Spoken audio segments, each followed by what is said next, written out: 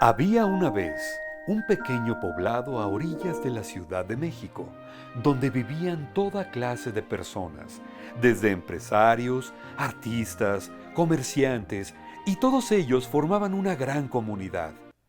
Eran como una gran familia. Hola, ¿qué tal? Soy Raimundo Armijo, locutor comercial y actor de doblaje desde 1997. Oriundo de Tlalnepantla, y quizás me recuerdes en comerciales como Pontiac, evoluciona. O a lo mejor te acuerdas de... ¿Ya vieron? Las saladitas son horneadas. O también como... esmás.com, más de lo que te imaginas. Pues yo soy Raimundo Armijo, locutor y actor de doblaje. Hablando de doblaje, he prestado mi voz a muchos actores y a personajes de ficción en películas como Monsters University, en la cual hago a Art, y también a Marlon Wayans en 50 Sombras de Black, y también a Jason Clarke en Everest. Algunos de mis personajes también han sido, por ejemplo... Ay, se me fue, perdón. No importa, lo voy a borrar. O lo voy a dejar. O también sí he visto que más o menos de repente sí lo haces, ¿no? Pues en mí la inquietud por el doblaje y por la locución me dio a muy temprana edad. Yo creo que tendría como 7, 8 años y me regalaron mi primera grabadora. Y bueno, pues empezaba yo a grabar mis propios programas. Yo era el locutor, presentaba canciones, hacía noticiarios y todo en cassette.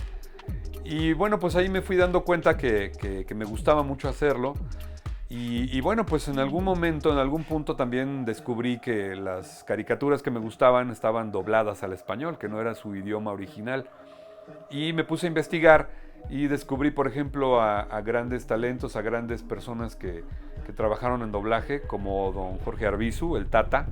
Yo lo veía en la televisión con su bata a cuadros y también lo escuchaba, ¿no? En Don Gato y su pandilla. Sí, señor Matute, ¿puedo tomar un vaso de agua? ¿Agua? Sí, señor, siempre me da sed a medianoche. En Los Picapiedra. Pero Vilma, si tú sabes muy bien que solo es un gato. Por algo, yo creo que más o menos ya tenía cierta facilidad para reconocer las voces, ¿no? Que eso es mucho tener buen oído, es como el oído musical, el saber reconocer timbres de voces.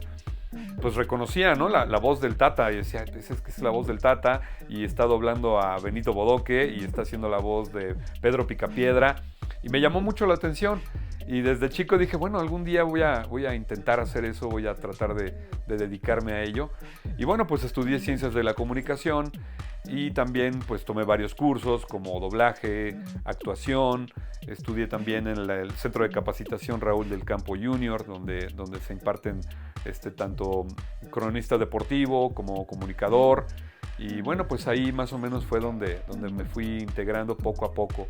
Tomé un curso de doblaje con una señora que se llama Lobe Santini, que trabajó en aquella serie icónica de Beverly Hills 90210. Ella era Andrea Zuckerman.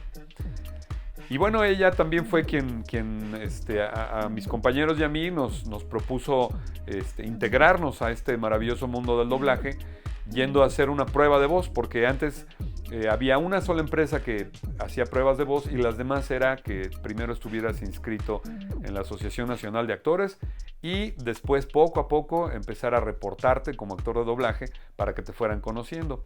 En esta única empresa hicieron una prueba. Me tocó llegar a hacer ahí una prueba de voz y bueno, pues me empezaron a llamar para hacer pequeños personajes y ambientes, que es como uno se inicia en el doblaje, haciendo ambientes, que son las conversaciones que se escuchan en segundo plano en algunas escenas, como podría ser un restaurante, está la conversación en primer plano de los personajes o de los protagonistas, y en segundo plano se escuchan como murmullos, como voces. Todo eso también se tiene que grabar en español, obviamente, para establecer el idioma. Y bueno, pues es como inicia uno en doblaje, haciendo ambientes. Me tocó trabajar también en muchas películas haciendo también ambientes.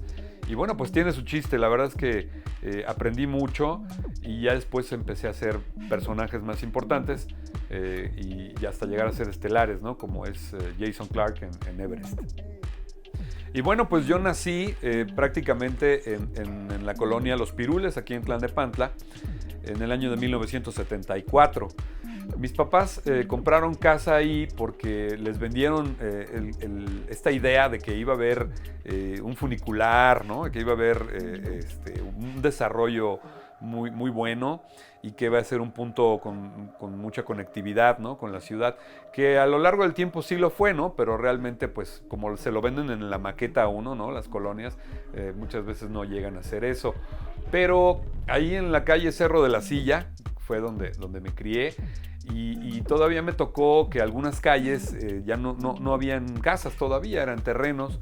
Y bueno, ya hacia el cerro había paracaidistas de un lado del cerro, ¿no? Para quien no sepa, los paracaidistas son gente que llega a ocupar ciertos predios o terrenos y bueno, pues ahí hacen sus casas, ¿no? Muchas veces de cartón o hacen sus casas ahí con maderas. Y están ahí hasta que alguien, el dueño del predio o el gobierno los quita, ¿no? Se ha vuelto una práctica común que llega la gente y ocupan un predio y pues, algunos están ahí muchos años, ¿no? Entonces, a donde vivía yo, muy cerca había un cerro donde había paracaidistas y yo recuerdo que las mamás nos decían, no vayan para allá porque se los roban, ya sabes, las clásicas leyendas urbanas que el robachicos y el viejo del costal. Pero sí, viví una infancia, la verdad es que muy feliz porque todavía teníamos algo de contacto con la naturaleza, ¿no? Por haber tanto terreno y había muchos árboles, muchos pirules sobre todo, de ahí el nombre de los pirules. Salía a jugar con mis amigos, salíamos en la bicicleta en las vacaciones todo el día, tomábamos agua de la llave y no nos pasaba nada, ¿no? No teníamos que ir a comprar una botella de agua a la tienda. Y bueno, todas estas cosas que hacíamos los niños de los 70s, ¿no? Que por ahí hasta en internet lo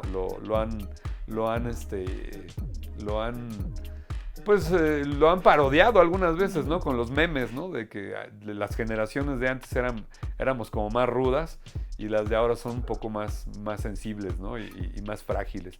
Pero sí, así fue mi infancia en los 70s, allá en Los Pirules.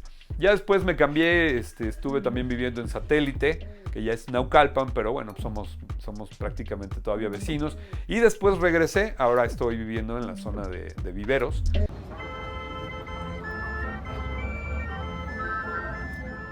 ¿Qué nos diferencia? Yo creo que todavía tenemos aquí un aire, un dejo hasta cierto punto provinciano, porque a pesar de ser una ciudad y tener todo lo que tiene una gran ciudad, cuando vas a la CDMX, o sea, sí te sientes como con claustrofobia, ¿no? De esta onda del tráfico, de esta onda de que todo el mundo así como que anda neurasténico, violento. Y cuando pasas al Estado de México, entras a Tlalnepantla y es un poquito más, digo, de no ser las arterias como Periférico, ¿no? Gustavo Vázquez, pues lógicamente tienen que tener esta carga de prisa y de claxonazos y de toda esta cuestión que nos trae la vida diaria y el tren de vida que llevamos aquí.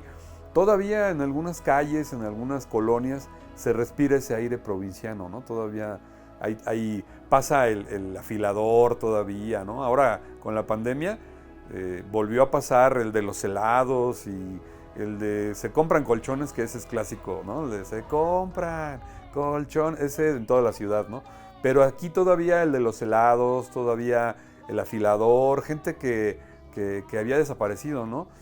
No he visto todavía, por ejemplo, acá el cilindrero, ¿no? El cilindrero todavía no lo he llegado a ver. En el centro de Tlalnepantla sí me ha tocado verlo, pero en las colonias de por aquí no. Pero sí tiene todavía ese aire como de tranquilidad, de paz, ¿no? Que eso es lo que les gusta a la gente de las grandes ciudades, ¿no? Que está cerca, o sea, yo por ejemplo cuando voy a trabajar a la CDMX, sí siento que entro a la Hoy Express, ¿no? Y cuando cruzo al Estado de México, siento que me salgo. Entonces es algo que te hace como sentir que estás un poquito, que cuando llegas a tu casa puedes descansar y hay tranquilidad y hay paz, ¿no?